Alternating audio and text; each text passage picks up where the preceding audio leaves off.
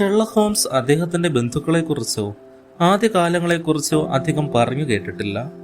എന്റെ അഭിപ്രായത്തിൽ ബുദ്ധി മാത്രമുള്ള മാനുഷിക ഭാവങ്ങൾ തുലോം വിരളമായ ഒരാളാണ് അദ്ദേഹം.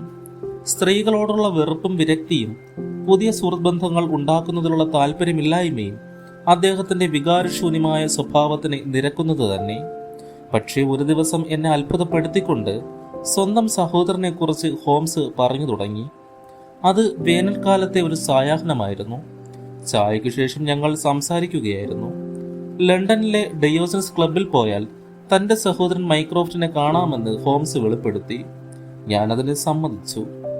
5 മിനിറ്റുകൾക്കു ശേഷം ഞങ്ങൾ റോഡിലൂടെ റീജന്റ് സർക്കസിനെ ലക്ഷ്യമാക്കി നടക്കുകയായിരുന്നു. നടക്കുന്നതിനിടയിൽ എന്റെ സുഹൃത്ത് പറഞ്ഞു, മൈക്രോഫ്റ്റ് എന്നെക്കാൾ കഴിവുള്ളയാളാണ്. പക്ഷെ അദ്ദേഹം എന്തുകൊണ്ടാണ് അദ്ദേഹത്തിന്റെ കഴിവുകൾ കുറ്റാന്വേഷണത്തിന് ഉപയോഗിക്കാത്തതെന്ന് മാൾസൺ ചിന്തിച്ചിട്ടുണ്ടോ? നിരീക്ഷണത്തിലും അനുമാനത്തിലും അദ്ദേഹം എന്നെക്കാൾ മികച്ചവനാണെന്ന് ഞാൻ പറഞ്ഞത് ശരിയാണ്. മുമ്പ് പല പ്രാവശ്യം പ്രശ്നങ്ങളുമായി ഞാൻ അദ്ദേഹത്തെ സമീപിച്ചിട്ടുണ്ട്. അതിനൊക്കെ എനിക്ക് ലഭിച്ച പരിഹാര മാർഗങ്ങൾ ശരിയാണെന്നും തെളിഞ്ഞിട്ടുണ്ട്.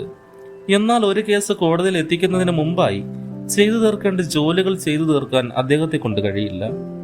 അപ്പോൾ ഇത് അദ്ദേഹത്തിന്റെ തൊഴിലല്ലേ? ഒരിക്കലുമല്ല. എനിക്കത് ജീവിതവൃത്തിയാണെങ്കിൽ അദ്ദേഹത്തിന് ഇതൊരു ഹോബി മാത്രമാണ്. അക്കങ്ങളുടെ കാര്യത്തിൽ അദ്ദേഹത്തിന് അപാരമായ കഴിവാണുള്ളത്. അതിനാൽ ഗവൺമെന്റ് ഡിപ്പാർട്ട്മെന്റിൽ ഓഡിറ്ററുടെ ജോലി നോക്കുന്നു. മൈക്രോഫ്റ്റ് പാൾമാളിലാണ് താമസം. എന്നും രാവിലെ വൈറ്റ് ഹാളിലേക്കും വൈകുന്നേരം തിരിച്ചും നടക്കുന്നു. ഡയോജനീസ് ക്ലബ് ആവട്ടെ അദ്ദേഹത്തിന്റെ വാസസ്ഥലത്തിന് എതിർവശത്തുമാണ്. ഇതിനിടയിൽ ഞങ്ങൾ പാൾമാളിലെത്തി. ചെറിയൊരറയിലേക്ക് ഹോംസ് എന്നെ കൊണ്ടുപോയി ഇരുത്തിയിട്ട് പോയി. 1 മിനിറ്റിനുള്ളിൽ മറ്റൊരാളുമായി തിരിച്ചെത്തി. കൂടെയുള്ള ആൾ ഹോംസിന്റെ സഹോദരനായിരുന്നു. മൈക്രോ ഹോംസ് ഷെർലക് ഹോംസിനേക്കാൾ വലിപ്പമുള്ള മനുഷ്യനായിരുന്നു. അദ്ദേഹത്തിന്റെ ശരീരം നന്ദി തടിച്ചതായിരുന്നെങ്കിലും മുഖം സഹോദരൻ്റേതുപോലെ ഭാവപ്രകടനത്തിന്റെ മൂർച്ചയുള്ളതായിരുന്നു. സാർ, താങ്കളെ കാണാനിടയായതിൽ സന്തോഷിക്കുന്നു. വിസ്താരമേറിയ പരന്ന കൈ നീട്ടിക്കൊണ്ട് മൈക്രോഫ്റ്റ് എന്നോട് പറഞ്ഞു. താങ്കൾ ഷെർലക്കിന്റെ ചരിത്രകാരനായതിനു ശേഷം ഞാൻ ഷെർലക്കിനെ കുറിച്ച് ധാരാളം കേൾക്കുന്നുണ്ട്. അതിനിടയ്ക്ക് ഷെർലക്കിനോട് ഒരു കാര്യം പറയാൻ വിട്ടുപോയി. വളരെ അസാധാരണമായ ഒരു പ്രശ്നം എന്റെ തീർപ്പിനായി സമർപ്പിക്കപ്പെട്ടിട്ടുണ്ട്. അത് പൂർണ്ണമായി പരിഹരിക്കാൻ പറ്റിയ ശാരീരിക ശേഷി എനിക്കില്ല. തൃപ്തികരമായ അനുമാനങ്ങൾ ഞാൻ നടത്തിയിട്ടുണ്ട്. വസ്തുതകൾ കേൾക്കാൻ തയ്യാറുണ്ടെങ്കിൽ. വളരെ സന്തോഷമുണ്ട്. ഹോംസ് ആവേശഭരിതനായി. ഉടൻ തന്നെ മൈക്രോഫ്റ്റ് ഒരു തുണ്ട് കടലാസിൽ എന്തോ കുറിച്ചിട്ട് ബെല്ലടിച്ച് ഭൃത്യന് വരുത്തി. കുറിപ്പവനെ ഏൽപ്പിച്ചു വിട്ടു. മിസ്റ്റർ മിലാസിനോട് ഇങ്ങോട്ട് വരാൻ ആവശ്യപ്പെട്ട് അയച്ചിരിക്കുന്നു. ഞാൻ താമസിക്കുന്നതിനെ മുകളിലത്തെ നിലയിലാണ് അയാളുടെ താമസം. എനിക്ക് അയാളുമായി നേരിയ തോതിലുള്ള പരിചയമുണ്ട്. അതിനാൽ അയാളുടെ പ്രത്യേക പ്രശ്നവുമായി അയാൾ എന്നെ സമീപിക്കാനിടയായി. മിലാസ് ഗ്രീക്ക് വംശജനാണ്. പ്രസിദ്ധനായൊരു വിദേശ ഭാഷാ പണ്ഡിതനുമാണ്. കോടതികളിൽ ദ്വിഭാഷിയായും വ്യാഖ്യാതാവായും സേവനം അനുഷ്ഠിച്ചും വിദേശ സന്ദർശകർക്ക് ഗൈഡായി ജോലി ചെയ്തുമാണ് ജീവിതവൃത്തി നടത്തുന്നത്. അയാൾക്കുണ്ടായ അസാധാരണമായ അനുഭവം അയാളുടെ വാക്കുകളിൽ തന്നെ കേൾക്കുന്നതാണ് നല്ലത്. ഏതാനും മിനിറ്റുകൾക്കുള്ളിൽ ഉയരം കുറഞ്ഞ് മണ്ണമുള്ള ഒരു മനുഷ്യൻ ഞങ്ങളുടെ മുറിയിലെത്തി. അയാൾ ആവേശത്തോടെ ഹോംസിന്റെ കൈപിടിച്ചു കുലുക്കി. ആ കറുത്ത കണ്ണുകൾ സംതൃപ്തി കൊണ്ട് തിളങ്ങി. പോലീസ് എന്നെ വിശ്വസിക്കുമെന്ന് ഞാൻ കരുതുന്നില്ല, അയാൾ പറഞ്ഞു തുടങ്ങി. തിങ്കളാഴ്ച രാത്രിയാണ് 2 ദിവസം മുമ്പ് ആ സംഭവം നടന്നത്. ഒരുപക്ഷെ എന്റെ സ്നേഹിതൻ താങ്കളോട് പറഞ്ഞിട്ടുണ്ടാവും. മിക്കവാറും എല്ലാ ഭാഷകളും എനിക്ക് പരിഭാഷപ്പെടുത്താൻ കഴിയും. വളരെ വർഷങ്ങളായി ലണ്ടനിലെ പ്രധാന ഗ്രീക്ക് ദ്വിഭാഷി ഞാനാണ്. അതിനാൽ ഹോട്ടലുകളിൽ എന്റെ പേര് സുപരിചിതമാണ്. തിങ്കളാഴ്ച രാത്രി എന്നെ അന്വേഷിച്ച് മിസ്റ്റർ ലാറ്റിമർ എന്നൊരാൾ എന്റെ മുറിയിൽ വന്നു. ചെറുപ്പക്കാരനായ ഇയാൾ വളരെ ഭംഗിയായി വസ്ത്രധാരണം ചെയ്തിരുന്നു. ഇയാളുമായി ചില ബിസിനസ് കാര്യങ്ങൾ സംസാരിക്കാനായി ഒരു ഗ്രീക്ക് സുഹൃത്ത് വന്നിട്ടുണ്ടെന്നും ദ്വിഭാഷിയായ എന്റെ സേവനം അത്യന്താപേക്ഷിതമാണെന്നും പറഞ്ഞു. അയാളുടെ വീട് കെൻസിംഗ്ടണിന് അടുത്ത് എവിടെയോ ആണെന്നാണ് അയാൾ എന്നെ ധരിപ്പിച്ചത്. എന്നെ ധൃതിയിൽ റോഡിൽ നിർത്തിയിരുന്ന വണ്ടിക്കുള്ളിൽ കയറ്റുകയും ചെയ്തു.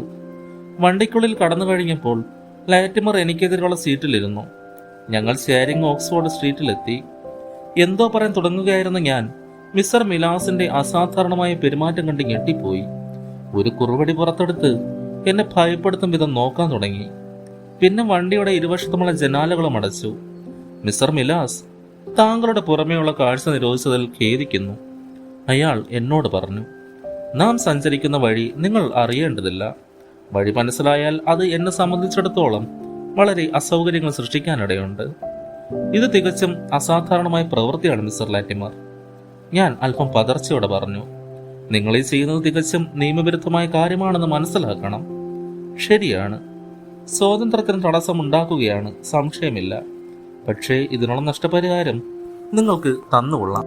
എന്നാൽ ഇന്ന് രാത്രി നിങ്ങൾ ബഹളം ഉണ്ടാക്കാൻ തുനിയുകയോ എന്റെ താല്പര്യങ്ങൾക്ക് വിരുദ്ധമായി പ്രവർത്തിക്കുകയോ ചെയ്താൽ അത് നിങ്ങൾക്ക് വളരെ ഗുരുതരമായ ഭവിഷ്യത്തുകൾ വരുത്തിവെക്കുന്നതാണ്. അയാളുടെ വാക്കുകൾ ഭീഷണി ഉൾക്കൊള്ളുന്ന തരത്തിലായിരുന്നു. അസാധാരണമായ രീതിയിൽ എന്നെ ഇപ്രകാരം തട്ടിക്കൊണ്ടു പോകുന്നതിന്റെ കാരണം എന്തു തന്നെ ആയിരുന്നാലും ബാക്കി കൂടി കാത്തിരുന്ന് കാണാൻ തന്നെ ഞാൻ തീരുമാനിച്ചു. 2 മണിക്കൂറോളം ഞങ്ങൾ യാത്ര ചെയ്തു. അവസാനം വണ്ടി നിന്നപ്പോൾ എന്റെ വാച്ചിൽ 9 മണിക്ക് 10 മിനിറ്റ് കാണിച്ചു. എന്റെ സഹയാത്രികൻ ജനാല തുറന്നു. സമീപത്തായി ഒരു വളച്ചവാതിലും അതിന്മേൽ കത്തുന്ന ഒരു വിളക്ക് ഞാൻ കണ്ടു. ഞാൻ വണ്ടിയിൽ നിന്ന് ഇറങ്ങിയ മാത്രയിൽ ഗേറ്റ് തുറക്കപ്പെടുകയും പെട്ടെന്ന് എന്നെ വീട്ടിനുള്ളിലേക്ക് കടത്തുകയും ചെയ്തു.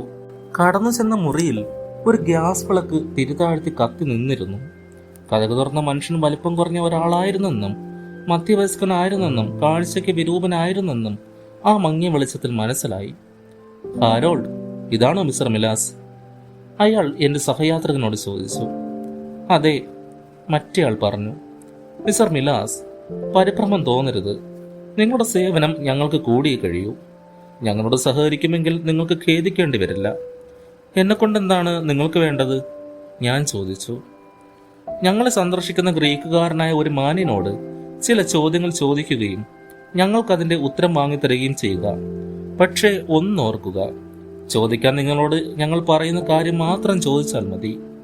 അയാൾ എന്നെ വേറൊരു മുറിയിലേക്ക് ആനയിച്ചു. വില കൂടിയ പരവതാനി വിരിച്ചിരുന്ന ആ മുറിയിൽ വെൽവെറ്റ് കുഷ്യനുകൾ ഇട്ട കസേരകൾ ഉണ്ടായിരുന്നു. വിളക്കിന് സമീപമിട്ടിരുന്ന കസേരയിൽ എന്നോടിരിക്കാൻ ആവശ്യപ്പെട്ടു. ചെറുപ്പക്കാരൻ മറ്റൊരു വാതിലൂടെ എവിടേക്കോ പോയി. നിമിഷങ്ങൾക്കകം മറ്റൊരാളുമായി മടങ്ങി വന്നു. ആ രൂപം കണ്ട് ഞാൻ ചകിതനായി. അയാൾ മെലിഞ്ഞ് എല്ലും തോലുമായി അവശേഷിച്ചിരുന്നു. വിളറിവെളുത്ത ഒരു മനുഷ്യനായിരുന്നു അത്. എന്നാൽ അയാളുടെ കണ്ണുകളിലെ ഓജസ്സും ജീവനും ശാരീരിക ശേഷിയേക്കാൾ മനസ്സിന്റെ ശക്തി വിളിച്ചറിയിക്കുന്നതായിരുന്നു. അയാളുടെ മുഖമാകെ തലങ്ങും വിലങ്ങും പ്ലാസ്റ്റർ ഒട്ടിച്ചിരുന്നു. വലിയൊരു കഷ്ണം പ്ലാസ്റ്റർ കൊണ്ട് വായി സീൽ ചെയ്തിട്ടുമുണ്ടായിരുന്നു. ഹാരോൾഡ്, സ്ലേറ്റ് കൊടുക്കൂ. ആ വിചിത്ര രൂപം ക്ഷീണിതനായി കസേരയിലേക്ക് ഇരുന്നപ്പോൾ പ്രായം കൂടിയ ആൾ ചെറുപ്പക്കാരനോട് ആജ്ഞാപിച്ചു. ശരി, എഴുതാനുള്ള പെൻസിൽ കൊടുക്കൂ. മിസ്റ്റർ മിലാസ്, നിങ്ങൾ ഇയാളോട് ചോദ്യങ്ങൾ ചോദിക്കുക. ഇയാൾ ഉത്തരങ്ങൾ സ്ലേറ്റിൽ എഴുതും. കടലാസുകൾ ഒപ്പുവയ്ക്കാൻ തയ്യാറാണോ എന്ന് ആദ്യമായി ചോദിക്കൂ. പ്രായം ചെന്നയാൾ ആക്രോശിച്ചു. ഒരിക്കലുമില്ല. അയാൾ ഗ്രീസിൽ സ്ലേറ്റിൽ എഴുതി. ഞാനത് തർജ്ജമ ചെയ്ത് കേൾപ്പിച്ചു. ഒരു വ്യവസ്ഥയനുസരിച്ച് ഒപ്പുവയ്ക്കില്ലേ? നിർദ്ദേശത്തെ തുടർന്ന് ഞാൻ ചോദിച്ചു. ഞാൻ അറിയുന്ന ഒരു ഗ്രീക്ക് പുരോഹിതന്റെ സാന്നിധ്യത്തിൽ അവൾ വിവാഹിതയാവുന്നത് ഞാൻ കണ്ടാൽ മാത്രം. അയാൾ എഴുതി കാണിച്ചു. പ്രായം കൂടിയാൾ ഒരു കൊലച്ചരി ചിരിച്ചു. സമ്മതിക്കുന്നില്ലെങ്കിൽ നിങ്ങൾക്ക് എന്താണ് സംഭവിക്കുക എന്നറിയാമല്ലോ. ഞാൻ ഒന്നും കൂട്ടാക്കുന്നില്ല. അയാൾ എഴുതി. പകുതി എഴുത്തിലും പകുതി സംസാരത്തിലുമായി ഞങ്ങൾ തമ്മിൽ ആശയവിനിമയം നടത്തി. കടലാസുകളിൽ അയാൾ ഒപ്പുവെക്കുമോ എന്ന് ഇടയ്ക്കിടയ്ക്ക് എന്നെ കൊണ്ട് ചോദിപ്പിച്ചിരുന്നു. ഇല്ല എന്ന ഉത്തരമായിരുന്നു അപ്പോഴേക്ക് ലഭിച്ചിരുന്നത്. പെട്ടെന്ന് എനിക്കൊരു ആശയം ഉദിച്ചു. ഓരോ ചോദ്യത്തോടൊപ്പം എന്റേതായ ചെറിയ വാചകങ്ങളും വാക്കുകളും ചോദിക്കാൻ ഞാൻ തീരുമാനിച്ചു. അയാളുടെ പേര് ക്രാറ്റിഡ്സ് എന്നാണെന്നും അയാൾ ഏതൻസുകാരനാണെന്നും മറ്റുള്ള വിവരങ്ങൾ അങ്ങനെ കിട്ടി. സംഭാഷണം നടന്നുകൊണ്ടിരിക്കെ ഒരു കതക് തുറന്ന് സുന്ദരിയായ ഒരു സ്ത്രീ അവിടേക്ക് കടന്നു വന്നു. ഹാരോൾഡ്, ഇവിടെ കനത്ത ഏകാന്തതയാണ്. എനിക്കിവിടെ ഇങ്ങനെ കഴിയാൻ വയ്യ, അവർ ഇംഗ്ലീഷിൽ പറഞ്ഞു. പെട്ടെന്ന് മുഖത്ത് പ്ലാസ്റ്റർ ഒട്ടിച്ചയാളെ കണ്ട് അയ്യോ പോളല്ലേ ഇത് എന്ന് പറഞ്ഞുകൊണ്ട് അയാളുടെ നേർക്കോടി വന്നു. ഈ അവസാന വാക്ക് ഗ്രീക്കിലായിരുന്നു. അതേ നിമിഷത്തിൽ മറ്റേ മനുഷ്യൻ അതിസാഹസപ്പെട്ട് അയാളുടെ വായടച്ച് പതിപ്പിച്ചിരുന്ന പ്ലാസ്റ്റർ ഒറ്റ വലിക്ക് കീറുകയും സോഫി എന്ന് അലറിക്കരഞ്ഞുകൊണ്ട് പെൺകുട്ടിയെ കെട്ടിപ്പിടിക്കുകയും ചെയ്തു. അടുത്ത നിമിഷം ചെറുപ്പക്കാരൻ പാഞ്ഞു ചെന്ന് യുവതിയെ പിടിച്ച് ഉന്തിത്തള്ളി മുറിയുടെ പുറത്താക്കി. അതേ നിമിഷം തന്നെ പ്രായം ചെന്നയാൾ ഗ്രീക്കുകാരനെ വലിച്ചടിച്ച് മറ്റേ വാതിലൂടെ പുറത്തേക്ക് കൊണ്ടുപോവുകയും ചെയ്തു. മുറിയിൽ ഞാൻ തനിച്ചായി. അടുത്ത നിമിഷത്തിൽ തന്നെ പ്രായം ചെന്നയാൾ വാതിൽക്കൽ നിന്ന് നടന്ന് അടുത്തുകൊണ്ട് പറഞ്ഞു, ഇത് വളരെ സ്വകാര്യമായ സംഗതിയാണ്. നിങ്ങളെ ഞങ്ങൾ പൂർണ്ണമായും വിശ്വസിക്കുകയാണ്. ഗ്രീക്ക് അറിയാവുന്ന ഞങ്ങളുടെ മറ്റൊരു സ്നേഹിതൻ നാട്ടിൽ പോയതിനാലാണ് നിങ്ങളെ ഉപദ്രവിക്കേണ്ടി വന്നത്. ഞാനൊന്നും മിണ്ടിയില്ല. ഇതാ 5 പവൻ. താങ്കളുടെ ബുദ്ധിമുട്ടിന് ഇത് മതിയായ ഫീസാകുമെന്ന് ഞാൻ കരുതുന്നു. പക്ഷെ ഒരു കാര്യം ഓർമ്മ വയ്ക്കുക, അയാൾ തുടർന്നു. ഒരു മനുഷ്യജീവിയോട് ഈ കാര്യം പറഞ്ഞു പോയാൽ നിങ്ങൾ അപകടത്തിൽപ്പെടും. വെളിയിൽ വണ്ടി തയ്യാറായി നിൽപ്പുണ്ട്. എൻ്റെ സുഹൃത്ത് നിങ്ങൾക്ക് വഴികാട്ടിത്തരും. ഹാളിനുള്ളിലൂടെ പുറത്തു നിർത്തിയിരുന്ന വണ്ടിക്കരികിലേക്ക് എന്നെ ധൃതിയിൽ ആനയിച്ചു. എന്നോടൊപ്പം ലാറ്റിമർ വണ്ടിക്കുള്ളിൽ കയറി. എനിക്കെതിരെയുള്ള ഇരിപ്പിടത്തിലിരുന്നു. നിശബ്ദനായ ജനലുകൾ അടച്ച് വളരെ ദൂരം ഞങ്ങൾ യാത്ര ചെയ്തു. അവസാന അർദ്ധരാത്രിക്ക് ശേഷം വണ്ടി നിന്നു. അയാൾ വാതിൽ തുറന്നു. വണ്ടിയിൽ നിന്നിറങ്ങി ഞാൻ ചുറ്റുപാടും അമ്പരപ്പോടെ വീക്ഷിച്ചു. കുറ്റിച്ചെടികളും പടർപ്പുകളും വളർന്നു നിൽക്കുന്ന ഏതോ ഉൾനാടൻ പ്രദേശത്താണ് ഞാൻ വന്നിറങ്ങിയിരിക്കുന്നതെന്ന് മനസ്സിലായി. അകലെയായി റെയിൽവേയുടെ ചുവന്ന സിഗ്നൽ ലൈറ്റും കാണപ്പെട്ടു. എന്നെ കൊണ്ട് ഇറക്കിയ വണ്ടി ഇതിനോടകം അപ്രത്യക്ഷമായി കഴിഞ്ഞിരുന്നു. അപ്പോൾ അതിലെ ഒരു റെയിൽവേ പോർട്ടർ വരുന്നത് കണ്ടു. ഇത് ഏത് സ്ഥലമാണ്? ഞാൻ അയാളോട് ചോദിച്ചു. വാൻസ്വർത്ത്, അയാൾ പറഞ്ഞു. ടൗണിലേക്ക് ട്രെയിൻ കിട്ടുമോ? ക്ലഫാൻ ജംഗ്ഷനിലേക്ക് 1 മൈൽ നടന്നാൽ വിക്ടോറിയയിലേക്കുള്ള അവസാന ട്രെയിനിൻ്റെ സമയം അവിടെ എത്താം, അയാൾ പറഞ്ഞു. ഇതാണ് എൻ്റെ സാഹസിക യാത്ര. ഞാൻ എവിടെയായിരുന്നുവെന്നോ ആരോടാണ് സംസാരിച്ചതെന്നോ എനിക്ക് യാതൊരു പിടിയുമില്ല. എന്നാൽ അവിടെ അക്രമം നടന്നിട്ടുണ്ട് എനിക്ക് ബോധ്യമുണ്ട്. ആ നിർഭാഗ്യവാനെ സഹായിച്ചാൽ കൊള്ളാമെന്ന് ആഗ്രഹവുമുണ്ട്. മൈക്രോ ഹോംസിനോട് പിറ്റേന്ന് രാവിലെ തന്നെ എല്ലാ കാര്യങ്ങളും പറഞ്ഞു. തുടർന്ന് പോലീസിനോടും. അയാളുടെ അസാധാരണമായ കഥ അവസാനിച്ചപ്പോൾ ഷെർലക് ഹോംസ് സഹോദരൻ്റെ നേർക്ക് നോക്കി. എന്തെങ്കിലും നടപടികൾ? മേശപ്പുറത്ത് കിടന്നിരുന്ന ഡെയിലി ന്യൂസ് പത്രം മൈക്രോഫ്റ്റ് എടുത്ത് നിവർത്തി വായിച്ചു. ഏതൻസിൽ നിന്ന് വന്നിട്ടുള്ള ഇംഗ്ലീഷ് അറിഞ്ഞുകൂടാത്ത പോൾ ക്രാറ്റിറ്റ്സ് എന്ന മാന്യനെക്കുറിച്ച് വിവരങ്ങൾ തരുന്നവർക്ക് തക്കതായ പ്രതിഫലം നൽകുന്നതാണ്. ഡോഫി എന്ന് പേരുള്ള ഒരു ഗ്രീക്ക് യുവതിയെക്കുറിച്ചുള്ള വിവരങ്ങൾ തരുന്നവർക്കും തക്കതായ പ്രതിഫലം നൽകുന്നതാണ്. X2473. വായന കഴിഞ്ഞ് മൈക്രോഫ്റ്റ് പറഞ്ഞു. ഈ പരസ്യം എല്ലാ പത്രങ്ങളിലും കൊടുത്തിട്ടുണ്ട്. എന്നാൽ യാതൊരു പ്രതികരണവുമില്ല. ഗ്രീക്ക് നയതന്ത്ര കാര്യാലയമോ? ഞാൻ അന്വേഷിച്ചു. അവർക്ക് യാതൊരു വിവരവുമില്ല. തുടർന്ന് എന്നോടായിട്ട് മൈക്രോഫ്റ്റ് പറഞ്ഞു. ഷെർലക്, തീർച്ചയായും ഈ കേസ് ഏറ്റെടുക്കുക. പുരോഗതി എന്നെ അറിയിക്കുക. തീർച്ചയായും. കസേരയിൽ നിന്നും എണീറ്റുകൊണ്ട് ഹോംസ് പറഞ്ഞു. മിസ്റ്റർ മിലാസ്, നിങ്ങളുടെ സ്ഥാനത്ത് ഞാനായിരുന്നെങ്കിൽ സ്വയരക്ഷയ്ക്കായി മുൻകരുതലുകൾ കൈക്കൊള്ളുമായിരുന്നു. കാരണം നിങ്ങളവരെ വഞ്ചിച്ചുവെന്ന് ഈ പരസ്യത്തിൽ നിന്നു തന്നെ അവർക്ക് മനസ്സിലാകുമെന്ന് ഉറപ്പാണ്. തിരികെ താമസ സ്ഥലത്തേക്ക് ഞങ്ങൾ മടങ്ങുന്നതിനിടയ്ക്ക് ടെലഗ്രാഫ് ഓഫീസിൽ കയറി. പല സ്ഥലങ്ങളിലേക്ക് ഹോംസ് കുറെ കമ്പി സന്ദേശങ്ങൾ അയച്ചു. വാട്സൺ, ഇപ്പോൾ നാം കേട്ട പ്രശ്നത്തിന് ഒരേ ഒരു വിശദീകരണമേ ഉള്ളൂ. എന്നിരിക്കലും ചില അസാധാരണമായ വശങ്ങളുമുണ്ട്. ഈ ചെറുപ്പക്കാരനെ ഒരൊറ്റ ഗ്രീക്ക് പദം പോലും സംസാരിക്കാനാവില്ല. എന്നാൽ പെൺകുട്ടിക്കാകട്ടെ ഇംഗ്ലീഷ് സാമാന്യം നന്നായി സംസാരിക്കാനും കഴിയും. അതിൽ നിന്ന് പെൺകുട്ടി ഇംഗ്ലണ്ടിൽ കുറേ കാലം കഴിഞ്ഞിട്ടുണ്ടെന്നും അയാൾ ഗ്രീസിൽ പോയിട്ടില്ലെന്നും ഊഹിക്കാം. ശരി, എങ്കിൽ ഇങ്ങനെ ഊഹിക്കാം. പെൺകുട്ടി ഒരു സന്ദർശകയായി ഇംഗ്ലണ്ടിൽ എത്തിയതാണ്. ചെറുപ്പക്കാരനാവട്ടെ അവളെ തൻ്റെ കൂടെ ഒളിച്ചോടാൻ പ്രേരിപ്പിച്ചു. ഞാൻ പറഞ്ഞു, അതിനാണ് കൂടുതൽ സാധ്യത. തടവിൽ കഴിയുന്ന പുരുഷൻ പെൺകുട്ടിയുടെ സഹോദരനാവും. ഇതിൽ ഇടപെടാനായി ഗ്രീസിൽ നിന്നും വന്നെത്തിയിരിക്കുന്നു. ചിന്തിക്കാതെയുള്ള എടുത്തുചാട്ടം മൂലം അയാൾ സ്വയം അവരുടെ പിടിയിലകപ്പെട്ടു. അവർ അയാളെ ബന്ധനത്തിലാക്കി. അക്രമം പ്രവർത്തിക്കുന്നു. പെൺകുട്ടിയുടെ വക സ്വത്തുകൾ ഒരുപക്ഷെ ഈ സഹോദരന്റെ സംരക്ഷണയിലായിരിക്കാം. ആ സ്വത്തുകൾ കൈമാറ്റം ചെയ്യുന്നതായി സമ്മതിച്ചുകൊണ്ടുള്ള ഏതോ രേഖയിൽ ഒപ്പുവെക്കാനാണ് അയാളെ പീഡിപ്പിക്കുന്നത്. അതിനയാൾ വിസമ്മതിക്കുന്നു. അയാളുമായി ചർച്ച ചെയ്യാൻ അവർക്കൊരു ദ്വിഭാഷി ആവശ്യമായി വന്നു. അതിനായി അവർ മിസ്റ്റർ മിലാസിനെ കണ്ടുപിടിച്ചു. സഹോദരൻ വന്നെത്തിയ കാര്യം പെൺകുട്ടിയിൽ നിന്നും മറച്ചു വെച്ചിരിക്കുകയായിരുന്നു. യാദൃശ്ചികമായി പെൺകുട്ടി അത് കണ്ടെത്തുന്നു. ഉഗ്രൻ വാട്സൺ, ഹോംസ് അഭിനന്ദിച്ചു. താങ്കൾ സത്യത്തിൽ നിന്നും അകലെയല്ല. നമുക്ക് ആവശ്യമായ സമയം അവർ തരുമെങ്കിൽ അവരെ പിടിക്കാം. പക്ഷേ ഈ വീടെവിടെയാണെന്ന് നാം എങ്ങനെ കണ്ടുപിടിക്കും?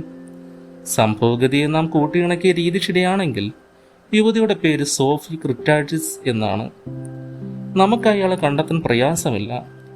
അതാണ് നമ്മുടെ പ്രധാന പ്രതീക്ഷ. സഹോദരൻ തികച്ചും അപരിചിതനാകാൻ ആ വഴിക്ക് വലിയ പ്രതീക്ഷയ്ക്ക് വകയില്ല. ഇതിനോടകം നമ്മൾ ബേക്കർ സ്ട്രീറ്റിലുള്ള വസതിയിലെത്തിയിരുന്നു. മുറിയിൽ കയറി ഞങ്ങൾ അത്ഭുതപ്പെട്ടു പോയി. മൈക്രോഡ് ഹോംസ് പുകവലിച്ചുകൊണ്ട് ചാരുകസയിലിരിക്കുന്നു. സഹോദരനെ കണ്ടപ്പോൾ ഉത്കണ്ഠയുടെ ഹോംസ് ഇറക്കി. പുതിയ സംഭവ വികാസം വല്ലതും? എന്റെ പരസ്യത്തിന് പ്രതികരണമുണ്ടായി. അതെയോ? അതെ, നിങ്ങൾ പോയി കഴിഞ്ഞ് ഏതാനും മിനിറ്റുകൾക്കുള്ളിലാണ് ലഭിച്ചത്. എന്താണ്? കീശയിൽ നിന്നും ഒരു ഷീറ്റ് കടലാസ് എടുത്തുകൊണ്ട് അദ്ദേഹം പറഞ്ഞു. ഇതാ ക്രീം നിറത്തിലുള്ള കടലാസിൽ മധ്യവയസ്കനും ആരോഗ്യം കുറഞ്ഞവനുമായ ഒരാൾ എഴുതിയ കത്താണിത്. ഞാൻ വായിക്കാം. തുടർന്ന് അദ്ദേഹം കത്ത് വായിച്ചു. സർ, താങ്കളുടെ ഇന്നത്തെ പരസ്യത്തിന് മറുപടിയായി പ്രസ്തുത സ്ത്രീയെ ഞാൻ നന്നായി അറിയും. എന്നെ വന്ന് കാണാമെങ്കിൽ ആ സ്ത്രീയെക്കുറിച്ച് ചില വിവരങ്ങൾ എനിക്ക് നൽകാൻ കഴിയും. ആ സ്ത്രീ ഇപ്പോൾ താമസിക്കുന്നത് ബക്കിംഗ്ഹാമിനടുത്തുള്ള മിൽട്ടസിലാണ്. വിശ്വസ്തയോടെ ജാമൻ പോട്ട്. കത്ത് വായിച്ചതിനു ശേഷം മൈക്രോഫ്റ്റ് പറഞ്ഞു. ഷെർലക്, നാം ഇപ്പോൾ തന്നെ ഇയാളുടെ അടുത്ത് പോയി വിവരങ്ങൾ അറിയുന്നതല്ലേ നല്ലത്? പ്രിയ മൈക്രോഫ്റ്റ്, സ്ത്രീയുടെ കഥയേക്കാൾ അവളുടെ സഹോദരന്റെ ജീവനാണ് കൂടുതൽ മൂല്യം. ഇൻസ്പെക്ടർ ഗ്രഗറിനെയും കൂട്ടി ബക്കിംഗ്ഹാമിലേക്ക് പോകുന്നതാണ് നല്ലതെന്ന് ഞാൻ വിചാരിക്കുന്നു. ഒരുവൻ അവിടെ മരണവുമായി മല്ലിടുകയാണെന്ന് നമുക്കറിയാം. അതിനാൽ ഓരോ മണിക്കൂറും പരമപ്രധാനമാണ്, ഹോംസ് പറഞ്ഞു. പോകുന്ന വഴിക്ക് മിലാസിനെയും കൂട്ടാം, കാരണം ദിഭാഷയെ നമുക്ക് ആവശ്യമുണ്ട്, ഞാൻ നിർദ്ദേശിച്ചു.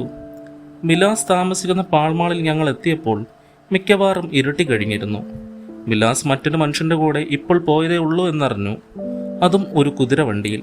വേഗം വരൂ, പെട്ടെന്ന് ഹോംസ് പറഞ്ഞു. ഇത് ഗുരുതരമായി വളർന്നുകൊണ്ടിരിക്കുന്നു. സ്കോട്ട്ലൻഡ് യാർഡ് പോലീസ് ഹെഡ്ക്വാർട്ടേഴ്സിലേക്ക് ഞങ്ങൾ യാത്ര തിരിച്ചു. വഴിക്ക് ഹോംസ് പറഞ്ഞു, മിലാസിനെ വീണ്ടും പിടിയിലാക്കിയിരിക്കുന്നു. അവരുടെ ആവശ്യം നിറവേറ്റി കഴിഞ്ഞതിനു ശേഷം അയാളുടെ ജീവന് തന്നെ അത് ഭീഷണിയാകാം. സ്കോട്ട്ലൻഡ് യാർഡിലെത്തി ഇൻസ്പെക്ടർ ഗ്രഗറിനെ കണ്ടെത്താനും വീട് പരിശോധിക്കാനുമുള്ള നിയമപരമായ നടപടിക്രമങ്ങൾ ചെയ്തു തീർക്കാനും 1 മണിക്കൂറിലേറെ ചെലവായി. അവിടെ നിന്നും ലണ്ടൻ ബ്രിഡ്ജിലെത്തിയപ്പോൾ രാത്രി 9:45 മണിയായി. ബക്കിംഗ്ഹാം റെയിൽവേ സ്റ്റേഷനിൽ വണ്ടി ഇറങ്ങുമ്പോൾ 10:30 കഴിഞ്ഞു. അരമൈൽ ദൂരം കുതിരവണ്ടിയിൽ യാത്ര ചെയ്ത് മിൽട്ടിസ് എന്ന വീട്ടിലെത്തി. പ്രധാന നിരത്തിൽ നിന്നും വിട്ടുനിൽക്കുന്ന ഈ വീട് ഇരുണ്ടതും വലിപ്പമേറിയതുമായിരുന്നു. വണ്ടിക്കാരനെ പറഞ്ഞു വിട്ടിട്ട് ഞങ്ങൾ വീടിന്റെ പൂമുഖത്തെ ലക്ഷ്യമാക്കി നടന്നു. വെളിച്ചം കാണുന്നില്ല. വീട് ഉപേക്ഷിച്ചതുപോലെ തോന്നി, ഇൻസ്പെക്ടർ പറഞ്ഞു. തുടർന്ന് അദ്ദേഹം കതകിൽ ആഞ്ഞു മുട്ടുകയും ബെല്ലടിക്കുകയും ചെയ്തു. പക്ഷേ പ്രതികരണമൊന്നും ഉണ്ടായില്ല.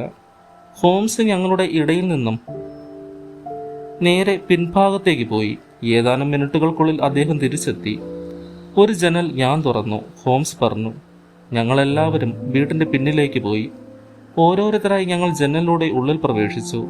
വിശാലമായ ഒരു മുറിയിൽ പ്രവേശിച്ച ഞങ്ങൾ മിലാസ് പ്രവേശിച്ച മുറിയും ഇതുതന്നെയെന്ന് ലക്ഷണങ്ങൾ കൊണ്ട് മനസ്സിലാക്കി. ഇൻസ്പെക്ടറുടെ കയ്യിലുണ്ടായിരുന്ന വിളക്ക് തെളിച്ചു. എന്താണത്? പെട്ടെന്ന് ഹോംസ് ചോദിച്ചു. ഞങ്ങളെല്ലാവരും നിശ്ചലരായി അത് ശ്രദ്ധിച്ചു നിന്നു. ഞങ്ങളുടെ തലയ്ക്ക് മുകൾ ഭാഗത്തു നിന്നും അടുക്കിപ്പിടിച്ച സ്വരത്തിൽ തേങ്ങലിന്റെ ശബ്ദം കേട്ടു. ഹോംസ് ധൃതിയിൽ മുകളിലേക്ക് കുതിച്ചു. ഇൻസ്പെക്ടറും മൈക്രോഫ്റ്റും ഞാനും തൊട്ട് പിന്നാലെയും. മുകളിലത്തെ നിലയിൽ ഞങ്ങളെ അഭിമുഖീകരിച്ച് 3 വാതിലുകൾ കണ്ടു. ഇതിൽ മധ്യത്തിലെ വാതിലിലൂടെയാണ് ഞങ്ങൾ കേട്ട ശബ്ദം പുറപ്പെടുന്നതെന്ന് മനസ്സിലായി. ഹോംസ് കതക് തള്ളി തുറന്ന് ഉള്ളിലേക്ക് കുതിച്ചു. മുറിയുടെ നടുവിലായി കത്തുന്ന മങ്ങിയ വെളിച്ചമാണ് ആകെ ഉണ്ടായിരുന്ന പ്രകാശം. നിഴലിൽ ഭിത്തിയോട് ചേർന്ന് കുനിഞ്ഞുകൂടി കിടക്കുന്ന 2 രൂപങ്ങൾ ഞങ്ങളുടെ ദൃഷ്ടിയിൽപ്പെട്ടു. തുറന്ന വാതിലൂടെ ശ്വാസം മുട്ടിക്കുന്ന പുക തള്ളി വന്നത് ഞങ്ങളെ വിഷമിപ്പിച്ചു. അപ്പോൾ തന്നെ ചുമ ഉണ്ടാവുകയും ചെയ്തു. ഹോംസ് വിഷപ്പുക നിറഞ്ഞു നിൽക്കുന്ന മുറിയുടെ പുറത്തേക്കുള്ള ജനൽ ഞൊടിയിട കൊണ്ട് തുറന്നിട്ട ശേഷം പുക വമിപ്പിച്ചുകൊണ്ടിരുന്ന മുക്കാലി പൊക്കി ജനലിലൂടെ പുറത്തേക്ക് ഇറങ്ങി. 1 മിനിറ്റിനുള്ളിൽ നമുക്ക് ഉള്ളിൽ കടക്കാം, ശ്വാസം മുട്ടിക്കൊണ്ട് പുറത്തേക്ക് വന്ന ഹോംസ് പറഞ്ഞു. അവശരായ ആ 2 മനുഷ്യരെയും പണിപ്പെട്ട് വലിച്ചൊഴിച്ച് ഞങ്ങൾ വെളിയിൽ കൊണ്ടുവന്നു.